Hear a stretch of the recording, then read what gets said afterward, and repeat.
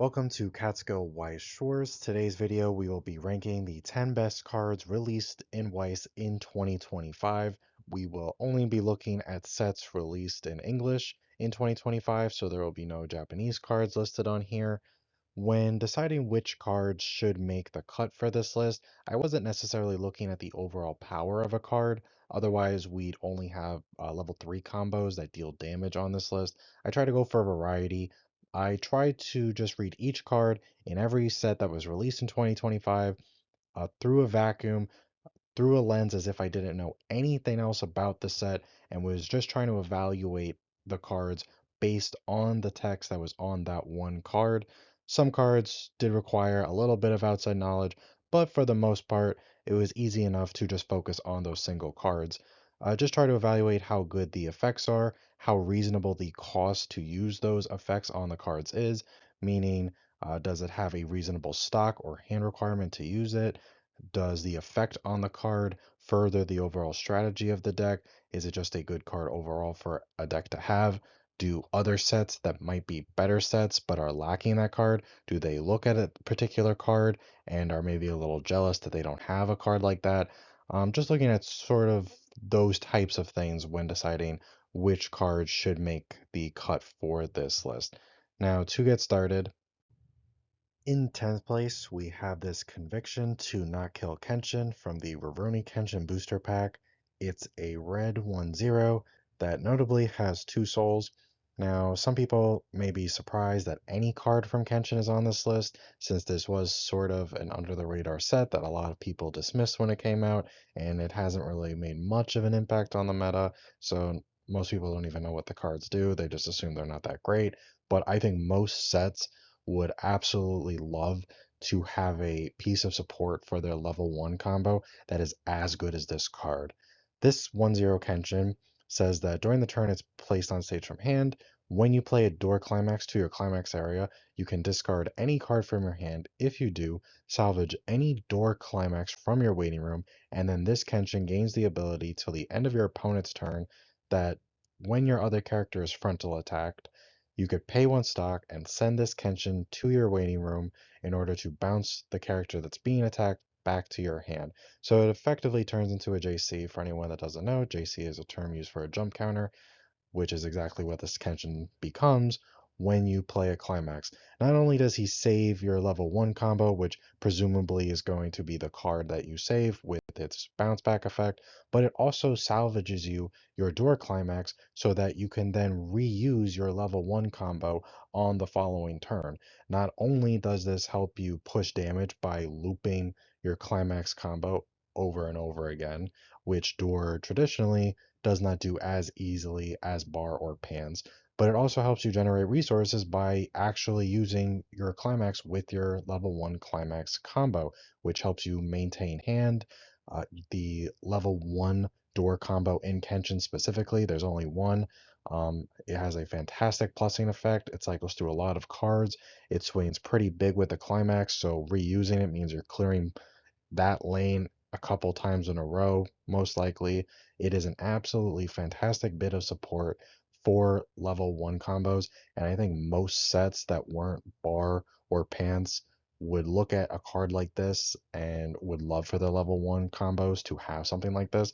And to be honest, most level 1 bar and pants combos would still love to have something like this, even though those climax triggers are generally easier to get back to your hand just by the nature of how their triggers work.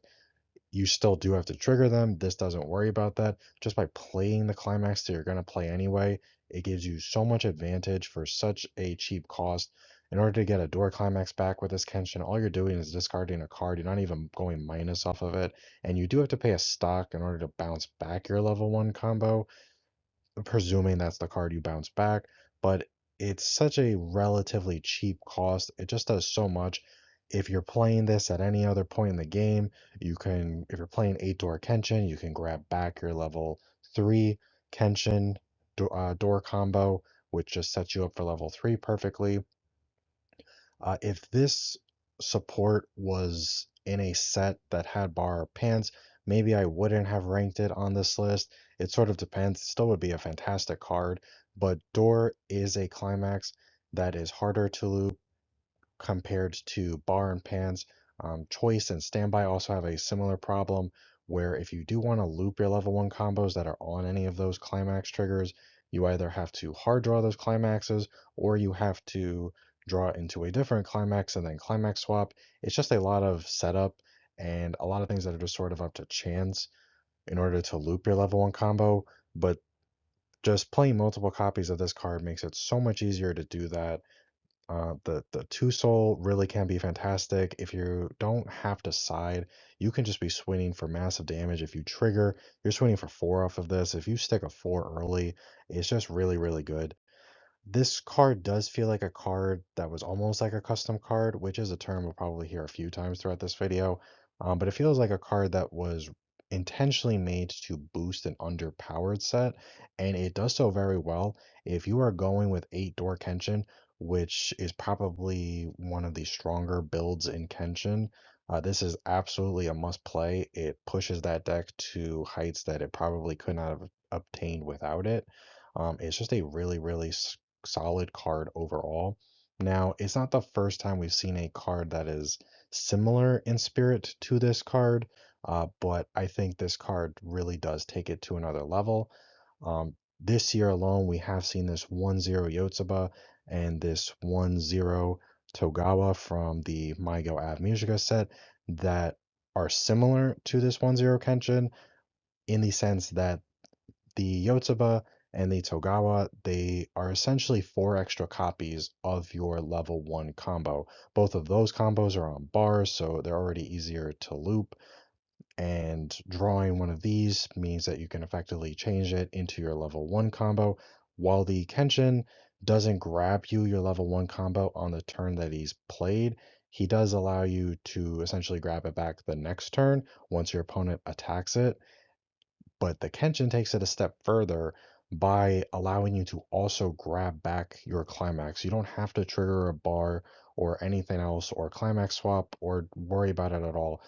He does have a slightly higher cost than something like the Togawa, but it's just overall an absolutely fantastic card who doesn't have many weaknesses, even though he is physically weak. If he gets reversed, he can still use his effect. His only real weakness would be if your opponent is playing some type of bomb that when it gets a reverse or when it's reversed, it sends its opponent, in this case the 1-0 Kenshin, somewhere else, like a stock bomb, a clock bomb, a bottom decker, something like that. However, Seven Deadly Sins was really the only set, not the only set, but definitely the biggest set that was playing that sort of thing in the form of that set's level 0 Escanor, which was a stock bomb that was able to send characters of different levels depending on the player's waiting room, and they would send it to stock. Most sets aren't playing something like that. Most topping sets aren't playing something like that, so you generally should feel pretty safe playing this card. And at worst, even if you are playing against some random deck that does have some sort of removal like that, you still grab back your climax and you still have the chance to loop it the following turn. It might take a little extra steps, but you can definitely get there. And against most matchups, that's not something you're going to have to worry about. I've played Kenshin a little bit. I played this a bit. When I explain to my opponent what it does, you'd be surprised at how often your opponent will just side your level 1 combo for some reason because they don't want you bouncing it back, which is still fine because then you don't have to pay a stock. But whether you're paying the stock or not, you're most of the time keeping your level 1 combo. You're going to be playing it next turn. You're going to be using it next turn. You're going to be able to actually use the climax combo the following turn. And you could start setting yourself up for your level 3 if you're playing 8 Door Kenshin as the turn goes on. This is just a very, very solid level 1 combo support piece that I think pretty much any set, whether it was on a bar or on a pants, would absolutely love to add something like this to their decks. In ninth place, we have this Miyako level 0 from the Blue Archive Booster Pack released earlier in 2025. Its first effect is nothing special, but not necessarily bad on a level 0. It basically gives it 2000 power all the time, so it's almost always going to be a 3k, unless your opponent has some sort of trait deletion effect, which frankly most sets don't have, and if they do, they don't really play them. Its second effect is really where this card shines and why it earned a spot on this list. Its second effect states that when it's placed on stage from hand, you choose one of your characters and give that character the ability until end of turn that when its battle opponent becomes reversed, you could choose one of your other characters, rest it, and move it to an open position of your backstage. In Weiss, that second effect is commonly referred to as a clean cut. A clean cut is typically on a level 0, and it's a pretty good way to generate stockless card advantage. You attack with something, then you attack with your clean cut, you get a reverse. Now you move the character that already attacked to an open position of your backstage, meaning that your opponent can't attack over it on the next turn. And then when it's your next turn, you can move that character back up and attack with it. This helps you with hand size, not having to play additional cards from your hand, not having to expend stock on rickies or brainstorms to try to maintain hand size. Clean cuts are a decent way to get that sort of advantage. Not everyone plays them. I tend to like them in my decks, which means I also understand the weakness of most clean cuts, which is that after level 0, they tend to be a lot less good. Most clean cuts, when they're not backed up by some sort of attack boosting effect, like a climax or something that gives power or something like that, they usually have a hard time getting reverses past level 0. Once your opponent starts playing their level 1 combo, most clean cuts aren't going to be able to get over that because they usually tap out at 3,000, maybe 3,500 on the high end. However, this card doesn't have to worry about that because it assigns the clean cut ability to anything on your stage when you play it. So you could just give it to your highest powered attacker turn after turn and just have that character get the reverse and help you generate that clean cut advantage by just constantly pushing characters that maybe they got reversed when they frontaled into something and were weaker. Now you're resting them so that they won't die, and then you're moving them to the backstage so that your following turn you could attack with them again. Big disadvantage of clean cuts is because they do have a hard time getting the reverses past level 0, is that they're very much dead cards a lot of the game. So when I play them past level 0, they're usually the first card that I start clocking. Most of the time, I start leveling them, I start discarding them as cost for effects. I basically just hate drawing them past level 0. With a card like this, I would not dislike drawing this throughout most of the game up until level 3. Being able to just constantly save cards without having to expend stock and generating card advantage like that throughout the course of the game so that you can maintain your hand and your stock resources and not need to overexpend them just so that you can keep triple attacking every turn is something that can definitely make a large impact as a game goes on. Maybe it's the difference between climax swapping on your final turn, or using the third copy of your finisher, or brainstorming for a key piece, or stock swapping or Fumio. It just allows you extra stock and extra hand to do things you might not have been able to do. Now, this card is something that does pop up a lot in Blue Archive lists that have topped a lot. It's definitely one of the better level zeros in the set. This sort of profile of assigning clean cut to something on the stage, not necessarily itself, though it can be itself if you want, is something that does see a bit more prints in Japan, not so much as English. It is something I hope we see more of.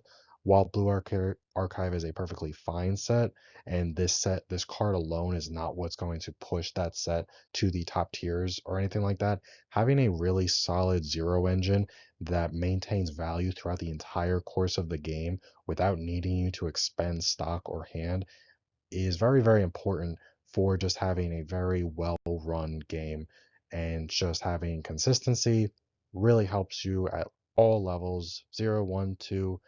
Probably not going to use this so much at 3, but it really is just a great card that is incredibly versatile. If I happen to see someone else make a 10 best cards of the year list and I saw a clean cut on there, I'd probably assume that it must do some secondary effect that's absolutely amazing, because even though I'm a fan of them, they are just perfectly fine level 0 cards. This card functions completely as just a fantastic card on its own without needing really anything else. Even if it didn't have that 2000 power, it would still be pretty decent. Being able to just assign an ability to any other character, including itself if you want, is just a very versatile card that does help you navigate different deck states. It helps you navigate different types of boards that you're going up against.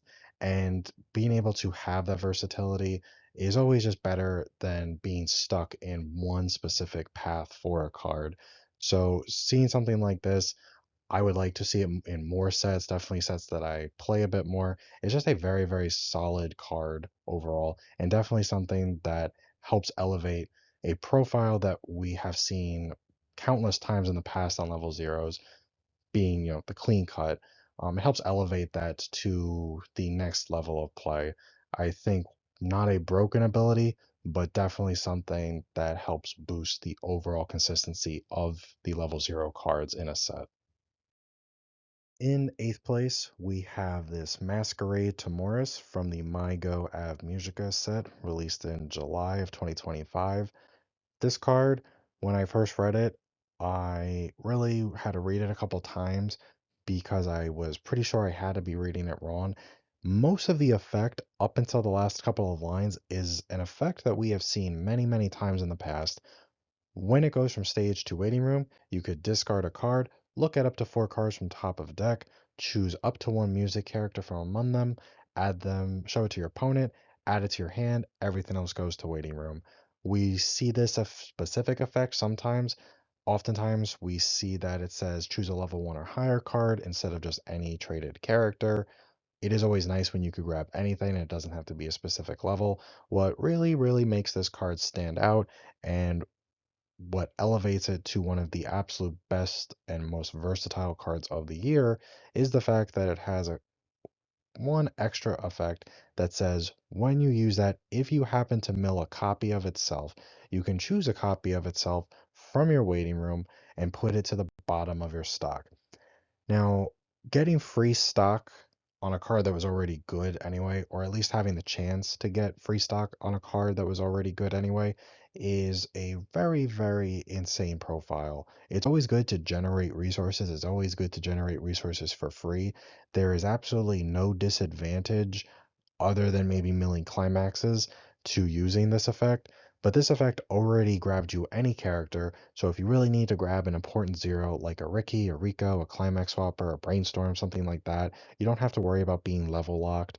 But it also gives you pretty cheap deck speed, definitely stockless deck speed, but having the chance to be able to just get a free stock out of an already good effect is just very, very overpowered. Now, it does whiff. I've played a lot of Bane Dream. I throw four copies of this into every Bane Dream deck that I play. I would say that some games just on fire and it will hit like 9 out of 10 times. Other games I'll use it several times and I won't hit anything. Overall, it probably is like a 50-50, maybe 60-40 sort of thing when it hits. And when it hits, it feels very good. More importantly, possibly, is that when it doesn't hit, it still feels very good because you are getting that stockless deck speed and grabbing any character of choice out of four cards. But being able to have this effect trigger when it hits waiting from stage and not just being something that's stuck to being on reverse or something like that is very, very powerful. I had a game recently where I had all three of my level 3 climax combo pieces in my hand, but I only had 5 stock. I had this card in my hand, so I played it out, then I overplayed something onto it just as a Hail Mary. I used the effect of this Timoris to just look at 4. I did not care what character I grabbed from it. I just wanted to see a copy of itself. Sure enough, I saw a copy of itself, sent a copy of itself to my stock. I now had the exact number of stock that I needed to triple my combo. It just felt very powerful. It's great the entire course of the game for multiple reasons. Deck speed, grabbing a character, getting rid of dead cards since you can discard climaxes, since you can discard anything, helps get climaxes out of your hand if you have too many, and always having the option to just get a free stock out of it feels really, really good. Now it does send it to bottom stock, which I guess is the way that this card is balanced, because then it's stuck in the bottom of your stock. It's probably not going to get out of the bottom of your stock until you go into your level 3 combo, or you really just are burning stock throughout the game. So you're less likely to hit it. on subsequent uses of the card, but even just getting one free stock out of it is still very, very good. I played this card countless times. I never feel bad about playing this card at any point in the game, whether it's my first turn, my second to last turn, whatever it is. It's a very unassuming card, but once you start using it and once you start hitting on it and you have to explain to your opponent why you are generating free stock, and the answer is because the card says so, and you see them just sort of widen their eyes at how good it is, and how kind of unfair it is, you'll see how powerful this card is. It definitely deserves its spot in 8th place. In 7th place, we have this Many Memories 2-1 event from the Rascal Does Not Dream series set. This set was released back in March of 2025. It was the third Bunny Girl set released overall. It says when you use it, put it into your memory. Then you could choose up to 2 My characters in your waiting room, return them to your hand, then discard a card. And it has an optional effect that if you have 6 or more door climaxes in your waiting room, you could pay an additional stock to shuffle your waiting room into your deck, then draw a card and discard a card. This card is absolutely fantastic. When I first started playing Bunny Girl, I thought this card was okay, but I only had it at 1 copy. After using it for the first time, I immediately upped it to 2, then to 3. I think at one point I was playing it at 4 just because I loved it so much. I eventually bumped down to 3, but most people who play Bunny Girl recognize how powerful this card is. First of all, having one stock memory compression is always great, but this card has tremendous selectivity. While it does only allow you to add My cards from your waiting room to your hand, most of the most meta builds, at least, of Bunny Girl are going to be playing a lot of My cards, so it might as well just say add any 2 characters. And since My is the main character of the series and the most popular overall, allowing you to choose My essentially future proofs this card for any set we might get in the future. They're most likely going to continue printing a lot of My character cards, a lot of really good My character cards, which means that this card is not a one off. It's going to be good for future sets. But you're essentially paying 1 stock to get a little bit of memory compression and trading 2 cards in your hand that you don't want for 2 cards in your waiting room that you need.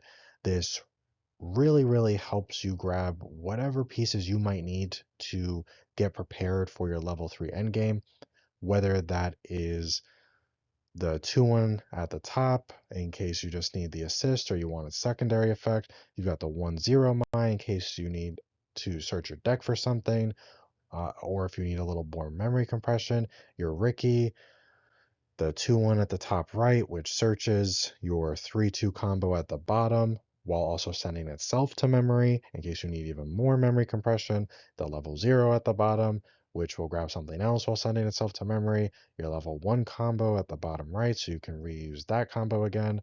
Or you just need your level 3 combo. This allows you to grab 2 of any My, and there are plenty of other My cards out there. It does not have to be the same 2 My cards, so you could grab 2 different ones. It's just a really, really great way to grab whatever it is you need for that specific situation. And if you really need it, you get a refresh out of it, saving you refresh damage. Being able to refresh your deck after grabbing 2 specific things from your waiting room can absolutely fix a bad deck state. While you do need 6 or more climaxes, specifically door climaxes, in your waiting room to get the refresh effect, it is always possible to have 6 or more in there and have a big fat deck that's just waiting for your opponent to swing at it. And if they did, they would be sticking a lot of damage. This can easily fix a bad deck state. This card just has a lot of versatility behind it. The memory compression to help your level 3 combo. Also, memory compression just helps you cancel. The selectivity, the future proofing it of it being My specific cards. It is just a very, very powerful card.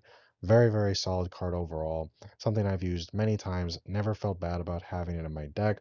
Always wish I could see it at any point I was at level 2. It's popped up, if not all, topping my list for 2025. I'd say most of them. Just a very, very good card overall that absolutely furthers what the deck is trying to do from multiple angles and sets you up perfectly for what you need to do at level 2 and level 3.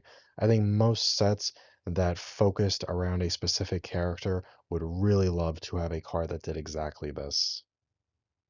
In sixth place, we have the aircraft carrier Enterprise from Azure Lane Volume 2, which was released in October of 2025. This card heals on play.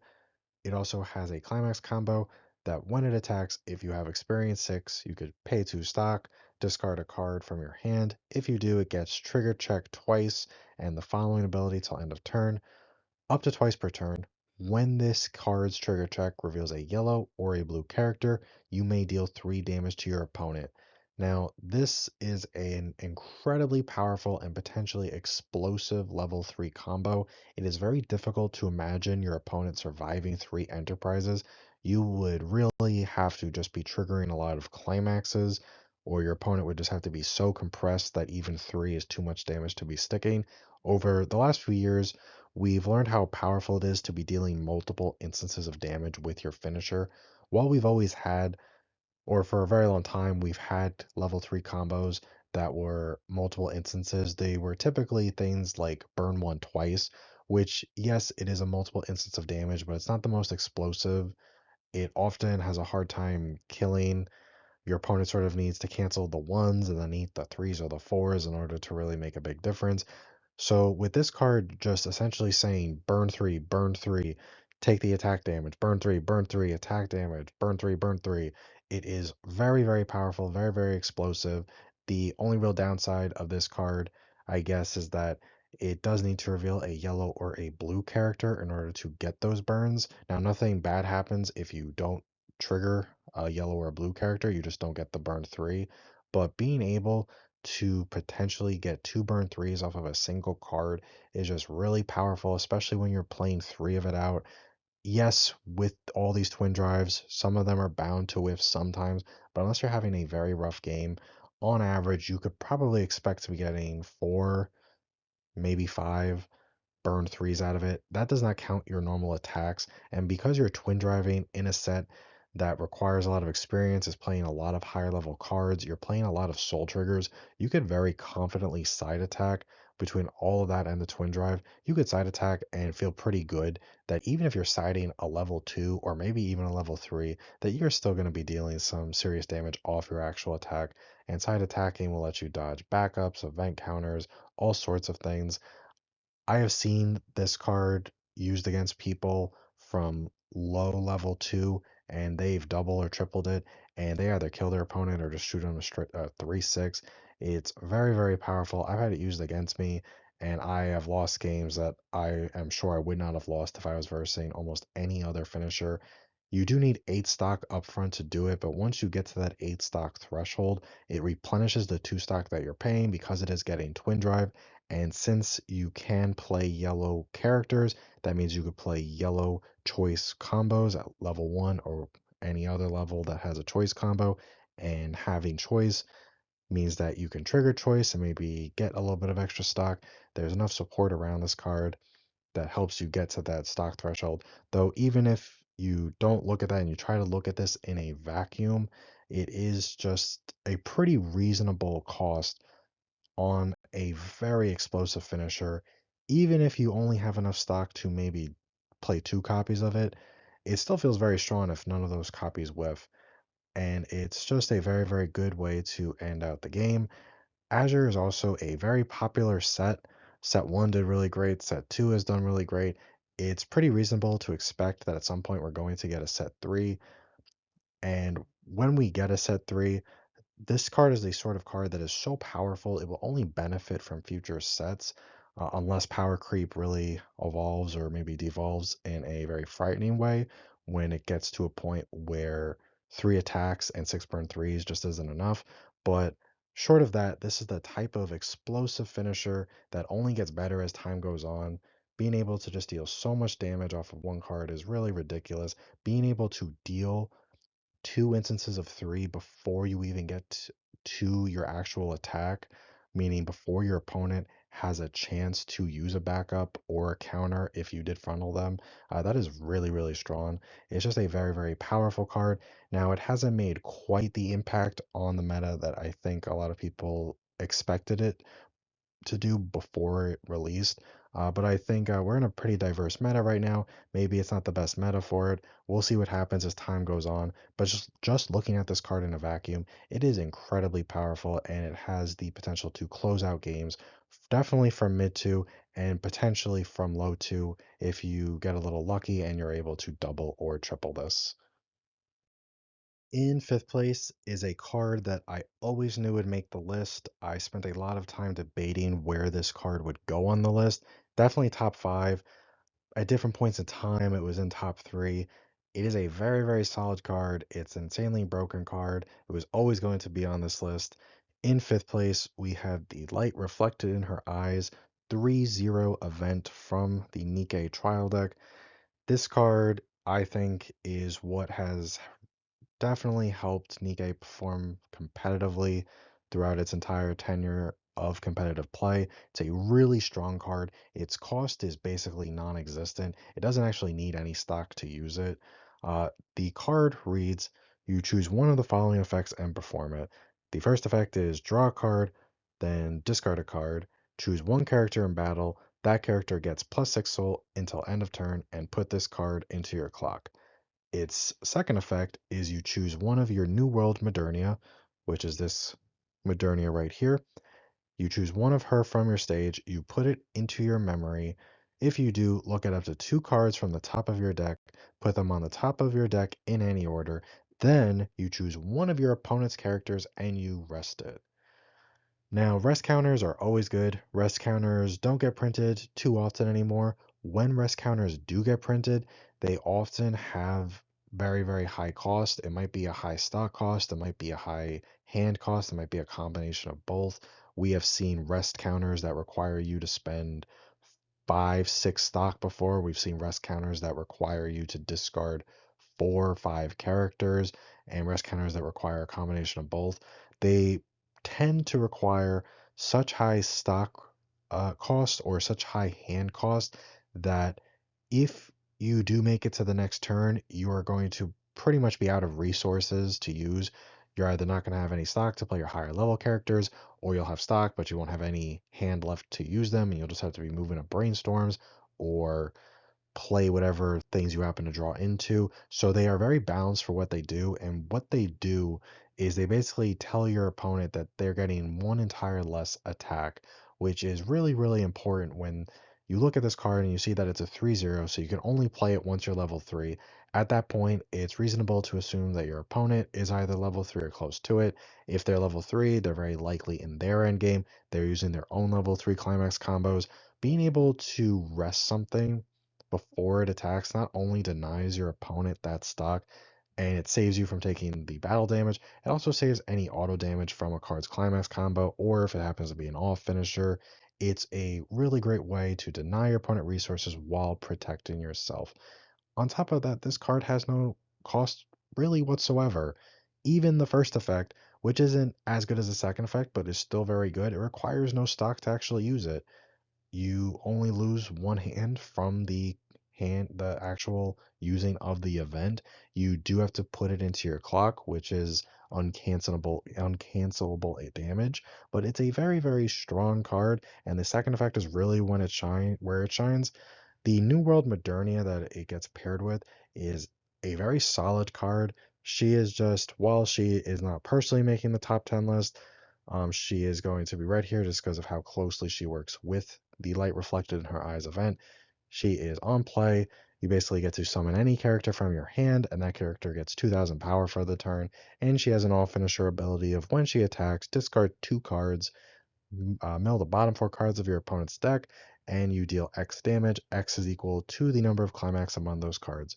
So she's a decent off finisher that also summons anything from your hand essentially for free, which means that by putting this New World Modernia in a deck where you don't necessarily want to play her, you just want to play the Light Reflected in Her Eyes event, you can play this and you don't lose anything by playing it.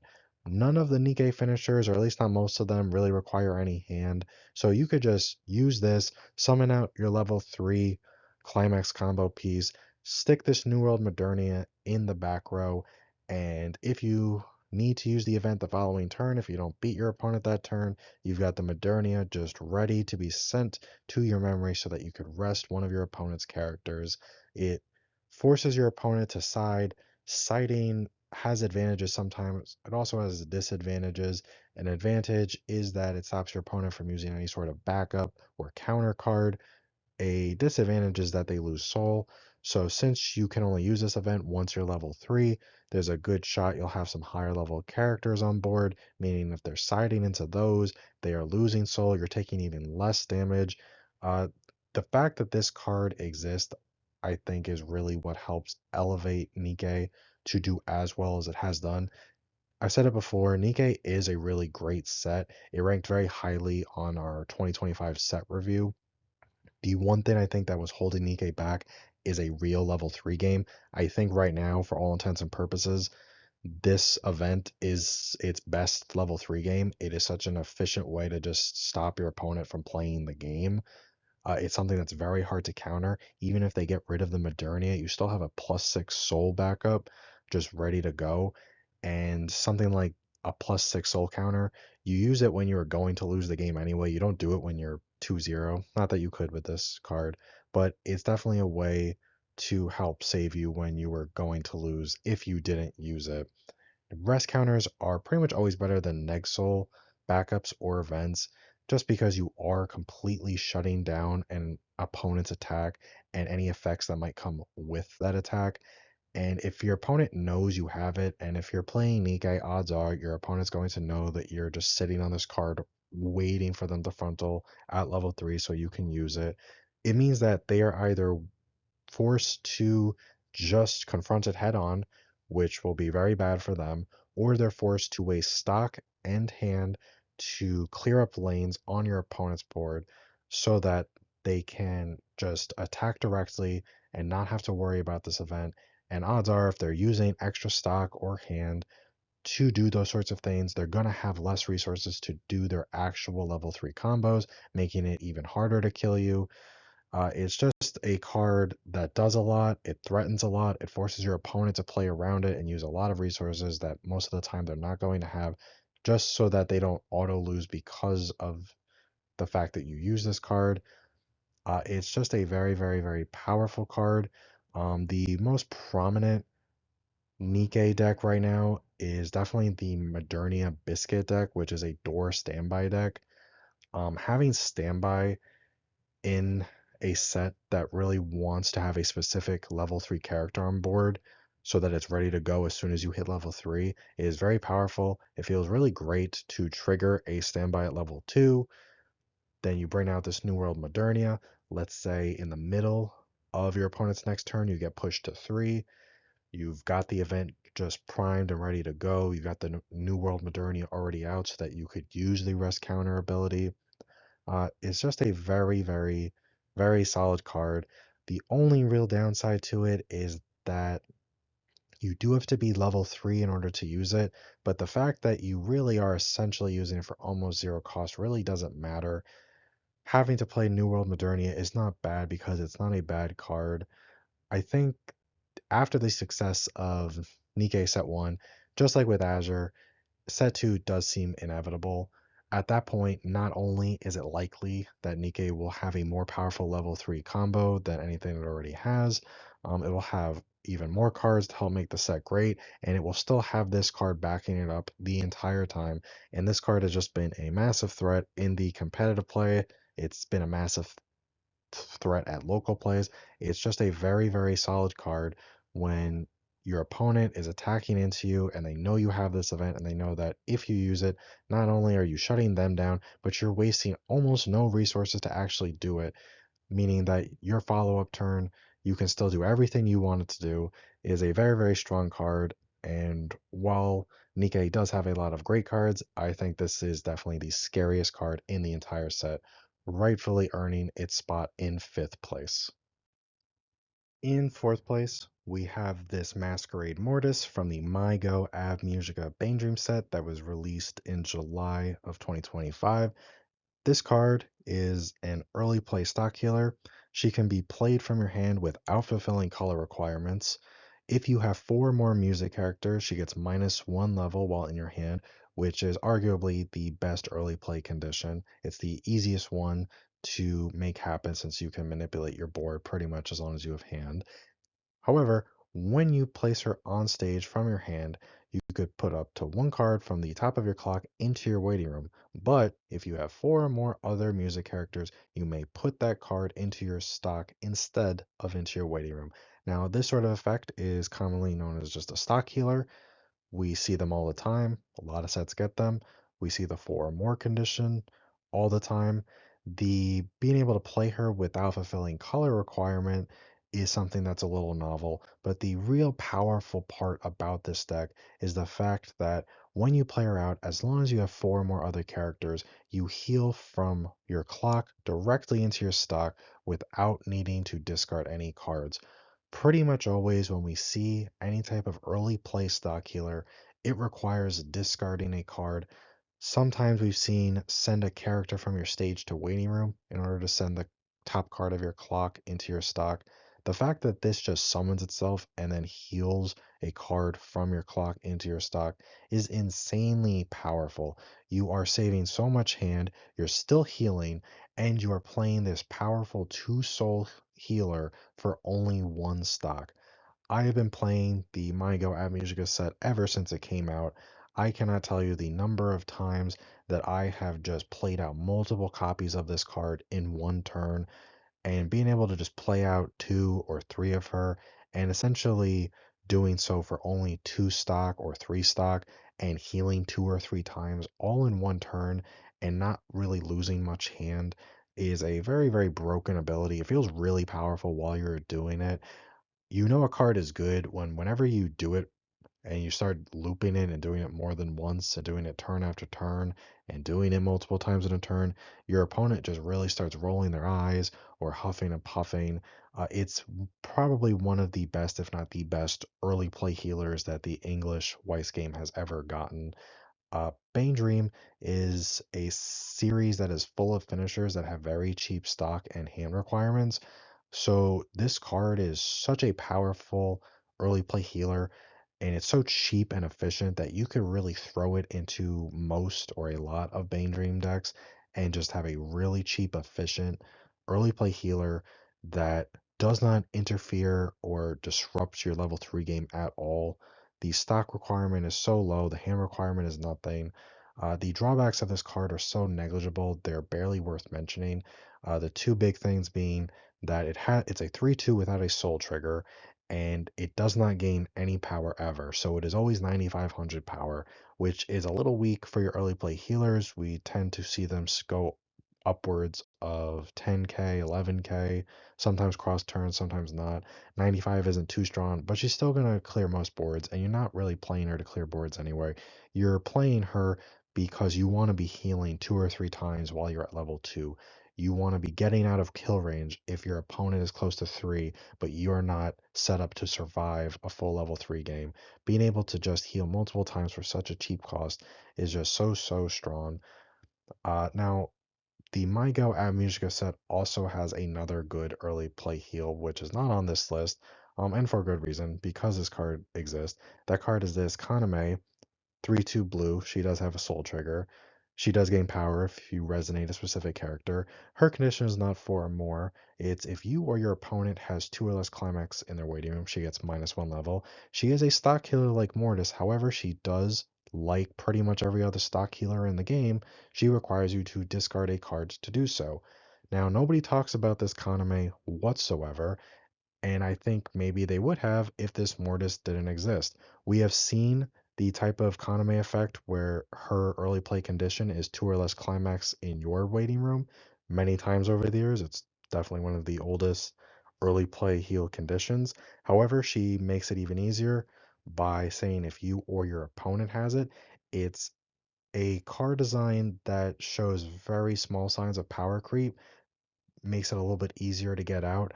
She can also be 11k cross turn as long as you resonate a specific level 3 Tamori. Being 11k cross turn is very strong. However, nobody talks about this card despite the fact that objectively it's a decent enough early play option. And that's because this Mortis just absolutely blows it out of the water. Being able to be colorless means you don't have to play any green other than her, and you can still play her in whatever Bane Dream deck you want. And Bane Dream gets a million sets. This card is always going to be relevant. She doesn't need a discard for the heal to stock, which the Kaname does. The 4 more is an easier condition to meet. It's just an absolutely insane card. They probably shouldn't have printed it. The drawbacks really don't matter. And it is so good that I have had a very, very tough time after playing this Mortis so much. I've had a tough time going back to any other type of stock healers, which have always been my favorite type of early play healers. Now, when I go play any other deck and I have to discard a card to get that stock healer, it feels infinitely worse because I've been so spoiled by this. I did consider ranking this card higher. It does see play usually at 3 to 4 copies in most Bane Dream lists just because of how good it is, which is partly why I consider ranking it higher. It's made a pretty big impact on the meta, showing up as much as it has, but it's just a very, very powerful card. In a vacuum, any set, no matter what it is, would benefit from having a card that was exactly this. It doesn't matter the color because it's colorless. You just change the traits so it match whatever the dominant trait is for your set. It is such a powerful card. It's a card that while I have really loved playing it, it feels so unfair that I sort of hope they don't continue printing early play healers this good. It has so many applications, saves you so many resources that you could then use on something else. Just a very, very powerful card. For anyone who has played it, I'm sure they can understand why this is ranked so highly and why I was tempted to rank it even higher. For anyone that's played against it, I'm sure they could also understand the exact same reasons. It may not be as flashy as some of the other cards on this list, but the efficiency, reliability, and just how good overall this card is really can't be understated. And when you're going up against it, it shouldn't be underestimated either. In third place, we have yet another card from the MyGo App Musica set released in July of 2025. It is the level 3 climax combo Lost Girls Band Tamori. This card's climax combo says that when you play the climax, if she's in your center stage, you can search your deck for up to 2 music characters, reveal them to your opponent, add those characters to your hand, then shuffle your deck. That is all her climax combo does. However, she has a secondary effect that says during the turn you play her from your hand to the stage. When she attacks, you can discard 2 cards, reveal 1 character in your hand with the same card name as a character in your level. If you do, you can either heal 2 or you can put the top 4 cards of your deck into your waiting room and deal 2 damage for every climax that was milled. Now, some people are probably surprised that this Tamori made the list. If any level 3 climax combo from this set was going to be on this list, it probably would have been the Masquerade Dolores. This Masquerade Dolores is the level 3 Climax combo that most people were talking about going into the release of this set. It's definitely the one that saw the most play competitively once the set was released. I do think it's a very strong combo. It has an incredibly high ceiling. Once it starts snowballing, it becomes very hard to stop. However, it does have some things working against it that the Tamori does not have. If you can stop it early, you can shut it down pretty quickly if you're running some sort of neg soul counter, neg soul backup, a money counter, something like that. It also requires your opponent's deck state to be set up a certain way so that they cancel sometimes, but not all the time. It's not really something you can control, it's completely random. While it does mean it has a high ceiling, it also means it has a pretty low floor. So, considering that it does have a certain degree of chance outside of your control, as well as being able to be stopped by some relatively simple cards that maybe not all sets play, but a lot of sets do have. Felt like it wasn't quite strong enough to be the level 3 combo of choice mentioned on this list. Now, the Dolores has slowly started to fall off in terms of competitive play. People seem to be shifting a little bit from the Dolores combo, not to the Tamori combo, or at least not this one. They've started shifting to this dual level 3 combo where we've got the Tamori and the Anon on the right. These two cards work on the same climax. The one on the right says when she gets a reverse, you may put that character into your opponent's clock, and when she gets a reverse, you can swap her with the Tamori that is on the left. And the Tamori on the left says at the end of her attack, you can pay 3, discard a copy of the 3/2 on the right from your hand. If you do, you can stand the 3/2 on the right. Now, this is pretty powerful. It essentially means that if you do it all correctly, you will get 5 attacks and you will get 3 clock kicks. That is very, very strong. All you need to do is stick one of the swings, and between that and the 3 clock kicks, that's an entire level's worth of damage, or just about it. It's a very strong effect. It can be a little tricky to pull off sometimes, but a big reason why I'm choosing the other level 3 Tamori previously shown to be a part of this list and not the Dolores or this combo is that this combo, similar to the Dolores, is pretty easy to play around once you know what it does. This combo requires you to get reverses to really maximize it. Once this combo starts becoming more popular, while it's still a good combo, people might start to know how to play against it. Once they do, all they really have to do is start crashing their board the turn before the Bane Dream player gets to level 3, and then they will have nothing to reverse. Now, the Bane Dream player does have cards at their disposal that will make it harder for their opponent to crash. They have cards that on attack they can sack their own characters and do things, and it will make it harder, but they can't totally minimize the risk of their opponent trying to just leave them empty lanes and denying them their clock kicks. I think this is a type of combo that needs to sort of be at a very specific place in the minds of the competitive player base, where if it's doing too well, people will start doing things to play around it and they will know how to play around it. And if it does a little less well, then it won't get played as much. But the people who are playing it, maybe they're going up against players who aren't as prepared for it. They don't know what to do. They'll be caught off by surprise and they will lose games that maybe they didn't necessarily have to lose because those clock kicks really do add up. So while I do think this is a very good combo and I think the Dolores is a very good combo, I think the Tamori right here is just the easiest way to go to either get some major heals or get some major damage. Unlike the Dolores, which needs your opponent's deck state to be just right, she needs your own deck state to be just right, and it is far easier to manipulate your own deck state than it is to manipulate your opponent's. You can heal too if you want, but if you're trying to kill your opponent, all you need to do is mill a certain number of climaxes. You'll deal 2 damage each time.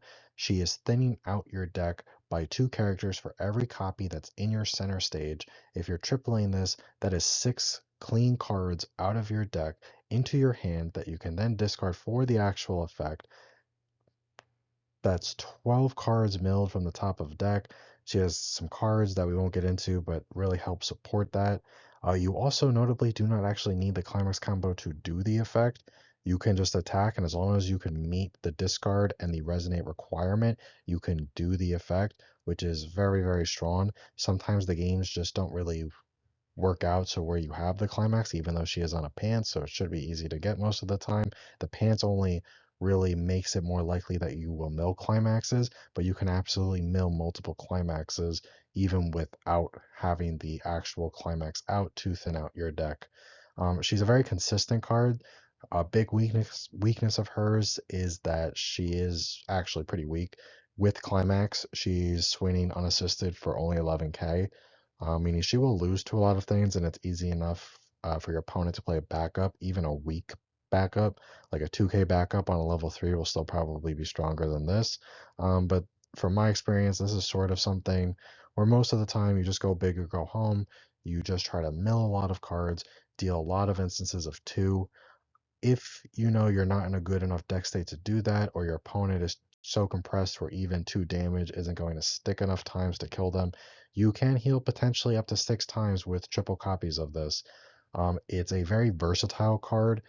Being able to either deal damage or heal big numbers or do a combination of the both, depending on how the turn is going, is very, very strong. You could also pair this with off finishers, but just looking at this card in the vacuum, if you just go in with 3 copies of this card in the climax, you have a lot of different options for what you want to do depending on both your deck state, your opponent's deck state, your opponent's clock and level, your own clock. It's a very versatile card. It's a lot of fun to play. It's one of those level 3 combos that really has a lot of depth to it. It's not just swinging and dealing damage. There is a big resonate package to support it. Um, Even if we're not going to get into those cards, the fact that this climax combo allows you to search your deck for 2 music characters, which is pretty much everything in all of Bane Dream, it means you can grab some defensive cards like a refresh backup, a Nexol backup, a Leafa backup, something like that. This Tamori also requires no stock to actually use its effect, meaning that whatever backups you might grab off of her own effect, if you don't discard them for her secondary effect, you will have the stock to use those backups because you'll be generating 3 stock if you triple this, which makes her a good offensive card. And between the extra stock and the extra heals, it makes her a good defensive card also. The other big downside, aside from her being only 11k with the climax, is that she can technically whiff on her own mills. It hasn't happened to me a lot, especially if you're playing 2 or 3 copies of it, but it can happen. However, we've seen in the last few years that some of the most explosive finishers in Weiss have the option to whiff. We have the Mai from Bunny Girl Set 3, who is an Icy Towel on your opponent. She has the option to whiff. Gura from Hololive Volume 2 can whiff. Aki from Chainsaw Man can whiff. The Enterprise we looked at earlier on this list from Azure Lane Volume 2, she can whiff. And so can the Dolores that we also looked at in this slide from the My Go Ad Musica set. The point is that we have seen some very, very powerful and explosive finishers over the last 2 or 3 years, several of which have found their way onto the restriction list, and all of those finishers had some element of chance to them. However, each of those cards is designed to maximize the likelihood of the card not whiffing. For example, the Mai from Bunny Girl cycles through 6 cards if you play her right, meaning it's much, much harder for her to whiff because she's cycling through so many cards. Gura from Hololive plays 30 something soul triggers in that deck, meaning it's very hard to whiff off of her effect. Aki from Chainsaw Man has the Cigarettes event, which helps you look at up to 4 extra cards, making him more unlikely to whiff. The Enterprise from Azure Lane has an automatic twin drive, meaning it's more likely that she's not going to whiff. The Tamori, pictured here, also minimizes its chances of whiffing by thinning your deck out by 6 characters, having a strong resonate support package, and being so stock efficient, needing only 6 stock up front to triple her, that you can use any extra stock or hands you have to fix your deck state and set your deck up perfectly to really maximize the effectiveness of the Tamori's burns. Now, this Tamori may not have stood out as much as some of the other big finishers released in 2025, but I think that's because people playing Bane Dream have mostly been focused on the Dolores that we've talked about, as well as the dual level 3 clock kick restand combo that is starting to see a big surge in play. But I think once that combo dies down a little bit, people will start turning their attention to this and they will see just how powerful this card can be. Until then, I know how powerful this card is, which is why I am saying that this is the third best card released in Weiss in 2025. In second place, we have The Year I Spent With You, My Sakurajima Level 3 combo from the Rascal Does Not Dream series set that was released in March of 2025. This card says when you play it from your hand, you can heal 1, and when she attacks, you can pay 1 stock, discard an adolescence character. If you do, you may perform the following effect X times. Put the bottom 2 cards of your opponent's deck into their waiting room. If there is a climax among those cards, deal 2 damage to them. X is equal to 2 if the number of cards with different card names in your memory is 3 or less, and X is equal to 3 if the number is 4 or more. Now, this Mai is probably the best level 3 combo that was released in 2025. It's a card that people dreaded coming to English long before it was actually announced to be coming to English, just because of how powerful it was. Once this set came out and this card came out, uh, Bunny Girl started topping a lot. It absolutely dominated regionals. It had a relatively brief regional run where it was at full power. After only a few months of play, Bushiroad decided to put this card to 2 copies on the restriction list. It was something that was absolutely deserved. Even with that restriction, this deck still tops a decent number. It is not the dominating force that it once was because it now is lacking a little bit in consistency, but it is still such an explosive finisher that even 2 copies is enough to absolutely obliterate your opponent.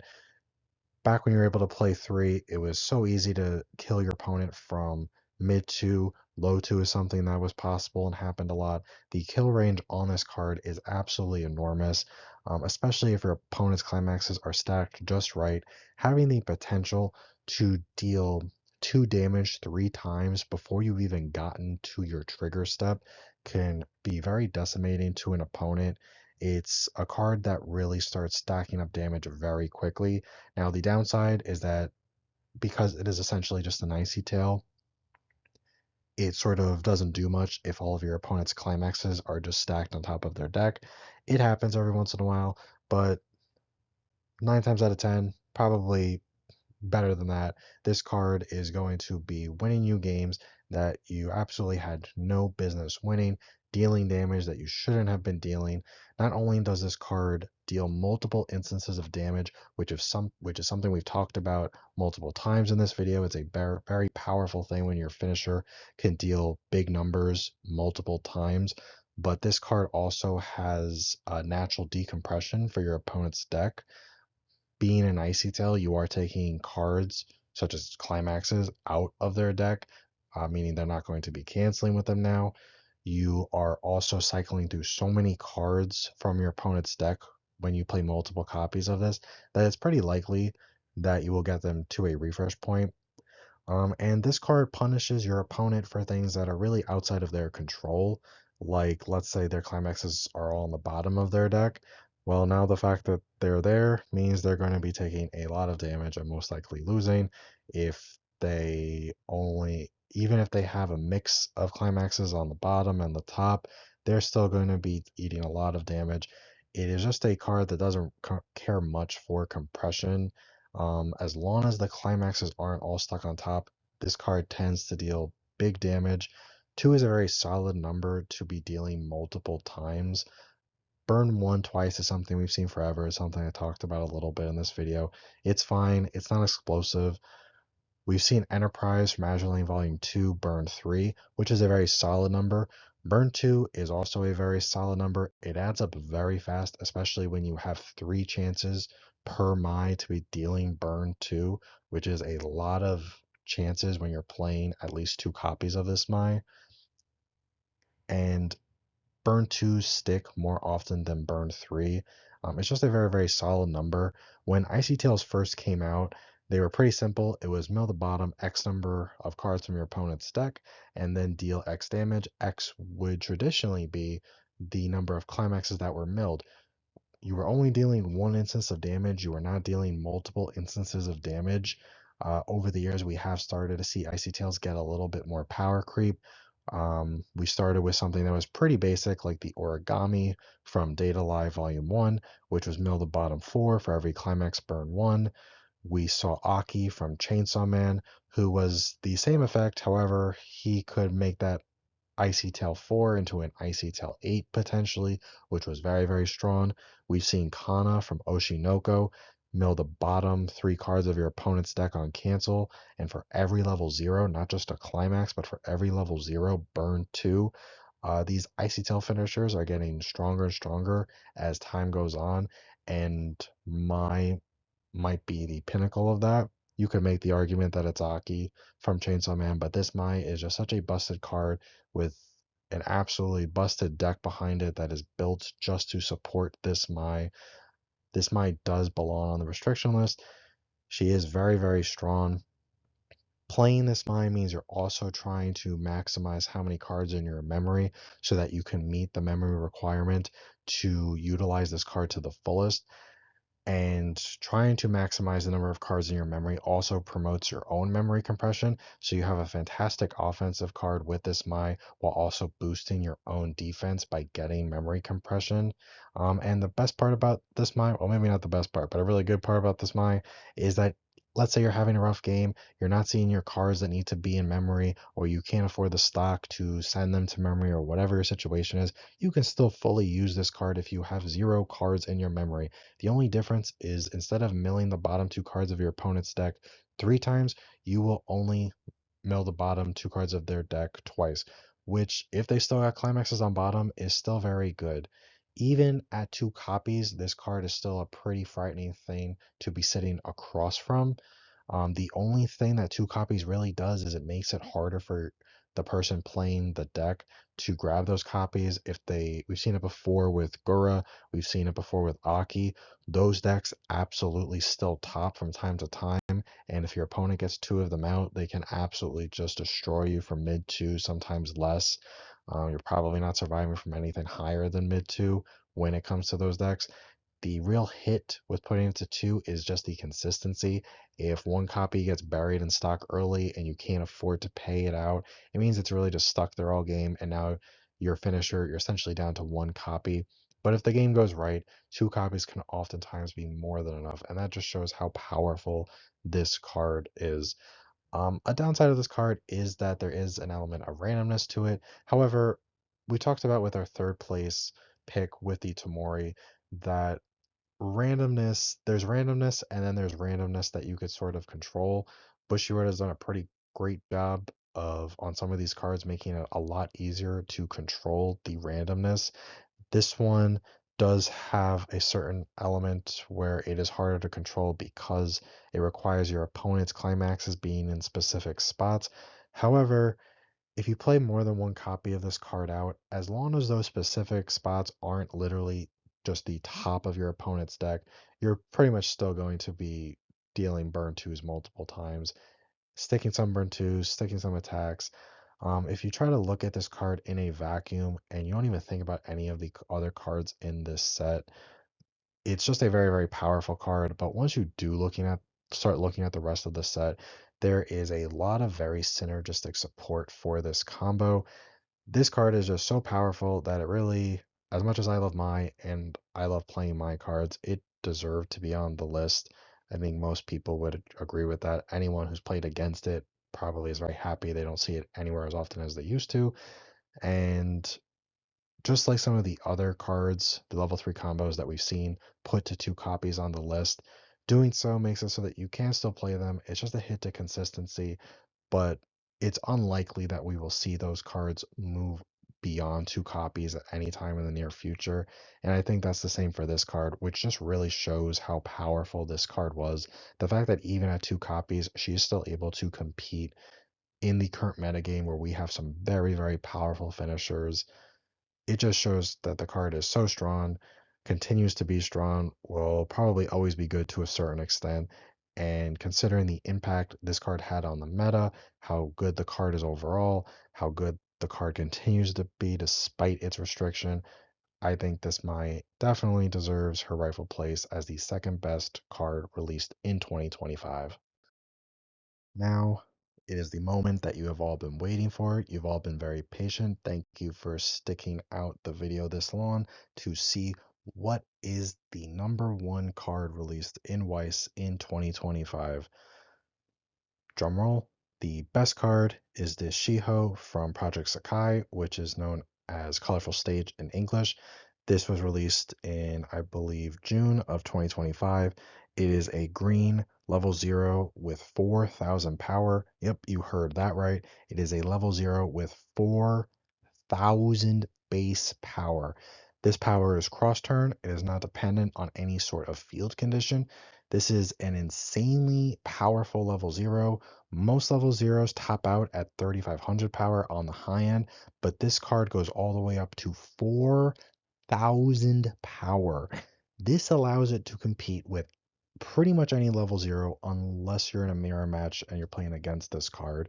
It can even go up against a lot of level 1 combos that don't retain power cross turn, which is something we have seen more and more of. Now, the only downside of this card is that you can't play events or backups from your hand. However, with 4,000 power, you probably don't need a backup outside of the mirror match, maybe. And so that's okay. Fun time is over. Obviously, this isn't the best card of the year. Maybe in a less competitive year, this card would have been on the list, maybe eighth or ninth place, but this was a very competitive year with a lot of great cards. So the true number one card of the year is this Chance for a Bite Takina Enchasado Level 3 from the Licorice Recoil Premium Booster released in June of 2025. This card is definitely, it's tough, even if you don't agree that it's the best card of the year. Most people would agree that this is the most custom card of the year. This card just reads like someone at Bushy Road, whoever designed it, really, really likes Licorice Recoil, and they wanted nothing more than to see Lyco Reco succeed. This card says, when you place it on stage from your hand, you may choose one Days Spent Together climax in your waiting room and return it to your hand. That Days Spent Together is this door climax we see on the left. Now, this card also has another ability that during the turn that she's placed on stage from hand at the beginning of your climax phase, if you do not have another copy of her, you may pay the cost, which is pay 1, discard a card. If you do, search your deck for up to one character, reveal to your opponent, put it into your hand, then choose up to one copy each of the two level 3 cards we see up top there, the days that'll continue on Chisato and the days that'll continue on Takina. Place them on your stage, on separate positions of your stage, shuffle your deck, and those characters get the following ability until end of turn. During this card's battle, your opponent cannot play events from their hand. This card just does absolutely everything that this combo needed it to do. This Days That'll Continue on Takina and Chisato is still probably, even after the premium booster, the best level 3 combo in Licorice Recoil. It has the chance to deal multiple burn ones. It has the chance to mill your opponent's climaxes so that they can't cancel. The Chisato restands. It's a very, very powerful combo that requires a little bit of setup, but this Chance for a Bite, Takina and Chisato just takes so much of that pressure of the setup out of play and just gives you all or most of the pieces that you need. Not only does it get your level 3 climax for free from your waiting room for really no reason. I don't know why it does that, but it also allows you to play out 2 out of the 3 pieces of your level 3 combo by paying 1 stock and ditching 1 hand. Now, keep in mind, if you are just hard playing these cards from your hand without this Chance for a Bite, Takin and Trisato, you would need to pay 4 stock to play out 2 out of those 3 pieces. So, for 1 less stock, but 1 more hand, you are just playing those cards you were gonna play out anyway. But on top of that, this card lets you grab any character, including one of your level 3 combo pieces, from your deck to your hand for no reason, and then gives the 2 characters you summoned the ability that your opponent can't play events during their battle, which is very, very important when one of those combo pieces is a restander. Restanders notoriously are very susceptible to money counters, which completely turn off the ability for a character to deal damage to a player. They're susceptible to neg soul backups or counters, really anything that messes with their soul or their ability to deal damage, even a rest counter, something like that. But because of this Chance for a Bite Takina and Chisato, not only do you not have to worry about where you're grabbing your climax and holding on to it, because this will just give it to you for no reason, or having enough stock to fully do your entire combo because this saves you a stock and just gives you a character for free. It also gives one of your days that'll continue on Chisato and one of your days that'll continue on Takina the ability that your opponent can't play events during their battle. Now, if you don't have enough stock on your first swing to attack with Chisato first, you can just attack with the Takina and not have to worry about your opponent playing any sort of rest counter. So if you're going up against Nikkei, which is a very popular set, so it's likely that you play against a lot of Nikkei. If you play competitively at all, you don't have to worry about your opponent using the rest counter when you're attacking with the Takina before your Chisato. And then at that point, you attack with the Chisato that does have the event protection. You attack with her. Your opponent's not using any event. You restand her. You attack again, she still maintains that protection even on the restand. At that point, you're attacking with your second Chisato. Now, your second Chisato will not have that protection. However, rest counters will be completely useless at that point against her because everything will be rested at the moment that your opponent can play the rest counter, so it really doesn't matter. She would still be susceptible to money counter or to any sort of neg soul counter event, but generally your opponent's board isn't going to be just level threes unless they already had their level three turn and you survived it. So you can just put that Chisato onto any position of the stage against a level zero or a level one or a level two and just side attack it or whatever. Um, there really is no downside to this chance for a bite, Takina and Chisato. But if I had to pick a negative about this card, I guess I would say that it's a 3-2 without a soul trigger. I think Bushiroad seems to think that Weiss players are more attached to soul triggers than they really are because they keep removing soul triggers from these absolutely broken cards as a way of balancing them, is what I assume they're trying to do. Now, don't get me wrong, Weiss players do really like soul triggers on their cards. Probably why the Gura deck played like 30 something of them. But when you get a card as strong as this chance for a bite, people will happily trade a soul trigger on a couple of copies of a card to have something this strong. Now, Licorice Recoil, even with the premium booster that this Transfer a Bite card was released in, it hasn't had quite the same impact in 2025 on the meta as something like the Bunny Girl 3 set, Nikkei, or Bane Dream, which were all new sets in 2025. However, it has topped a decent amount since the premium booster released. The premium booster definitely created a surge of interest in the set, and I think this card is a big reason why. It's just so strong, so great, feels so custom to play. The few times I played against someone who doesn't play against Lyco and I explained what this card did to them, they really couldn't believe it. I don't think they did believe me because every single time they would take the card and they would read it, often more than once, because it just seems so unfair. It seems like something your opponent has to be making up. But despite that, it still didn't top as much as maybe those other sets. However, it has topped a decent amount. It does top very consistently, even if it's not an overwhelming numbers like some of these other sets. And it did win a very large regional near the tail end of 2025. The set absolutely can go the distance. There is a little bit of an element of chance when it comes to the days that'll continue on Trisato and Takina, when it comes to getting some of those burn ones off. However, the chance for a bite is such a custom card. It does so much for the set. I don't know what else they possibly could have done to make the combo any better than this. They really just gave it everything they could think of, I think.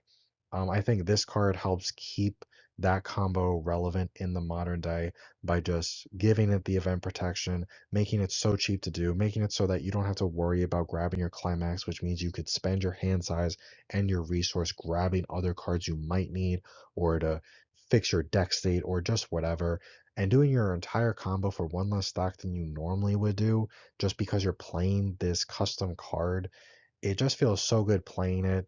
If you're playing this combo, I really can't think of a reason why you wouldn't be playing this chance for a bite, Takina and Chisato. And odds are, if you're playing Licorice Recoil, you're playing this combo because it's just the best level 3 combo that is in Licorice. While there are other combos, this just is the best one.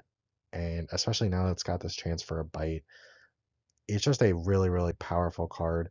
The premium booster as a whole for Lyco Reco was very strong, but this card was always going to rank highly on this list just because of how custom it reads, how well it feels when you're actually playing it.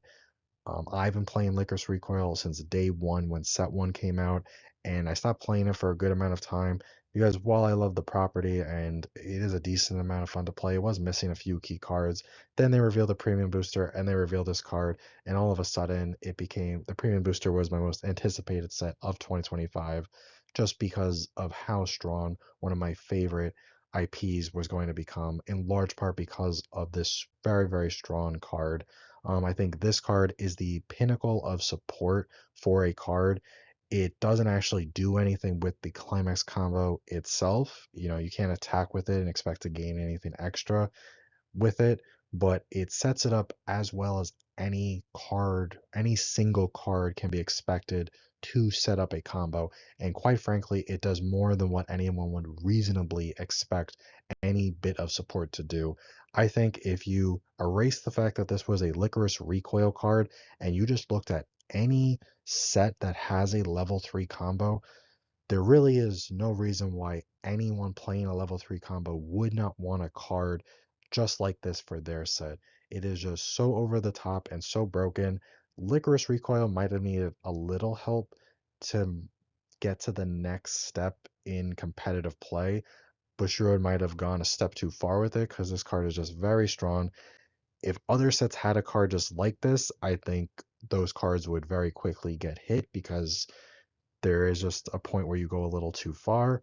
But luckily, Licorice Recoil is on the lower end of the competitive scene when it comes to card decks that can still top consistently enough and potentially win sometimes. So hopefully it flies under the radar for a while. But it is just a very, very strong card. Really great. Definitely the most custom card of the year, the card that probably made the biggest impact on its set, I would say, and just does so much that it was very hard to really pick any other card as the number one card when I was making this. It was between this and something else for a while, but I kept always coming back to this because it just does so much for so little for no real reason other than someone at Bushiroad really likes Licorice Recoil. So that brings an end to this video of the 10 best cards released in Weiss in 2025. Hope you enjoyed it. Thank you.